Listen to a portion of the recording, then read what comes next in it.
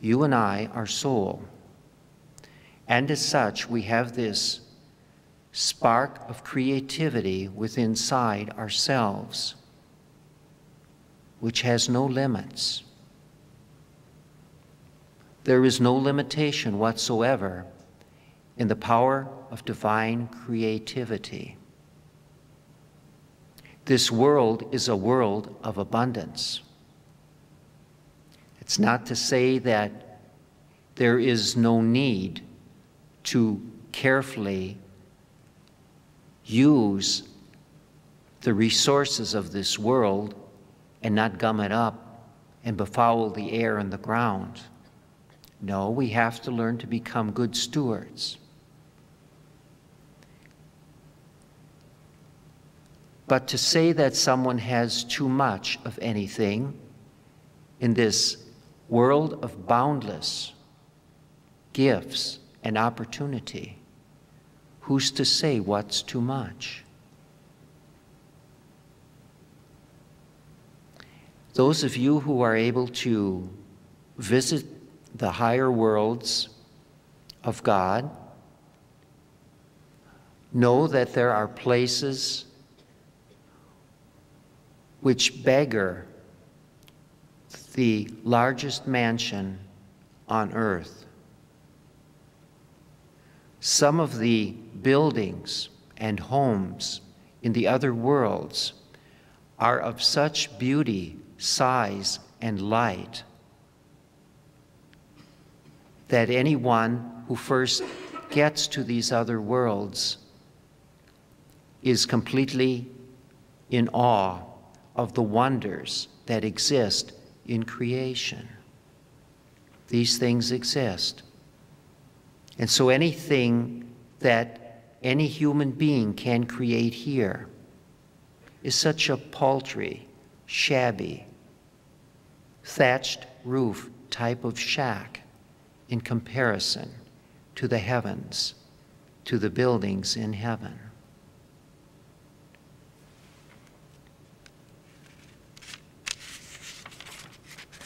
I don't know what to say about it except if you have the experience or the ability to go to these other worlds, either in the dream state or through soul travel, you can learn these realities for yourself. You'll find that the bounties of God are much greater than the four corners of this little earth. This earth is just a tiny little pebble in God's worlds. It's a surprising thing sometimes that God even knows where this pebble is located in his worlds.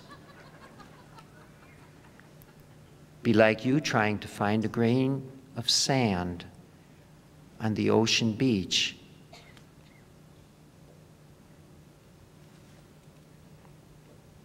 Well, anyway, that's the language of love. God's love is so great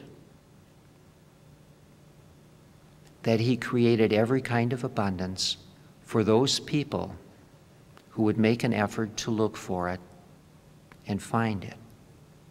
And you'll often find that the people who spew this class envy rhetoric are either those who want power for themselves, or on the other hand, those who are too lazy to use their creative powers and earn whatever they see for themselves and greater.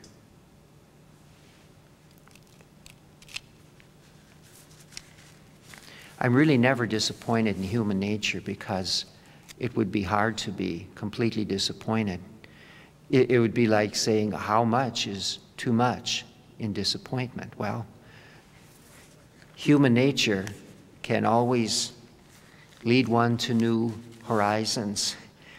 So if you don't expect much from human nature itself, you won't be disappointed.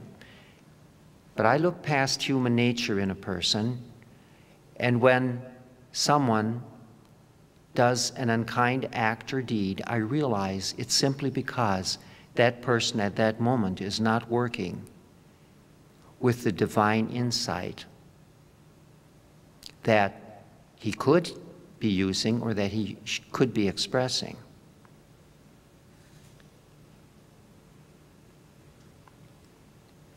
The language of love. It's the love that God has for us, that we have for each other, and that which, through those we love, we try to give or to show in some small way, in a way that gives this love back to God.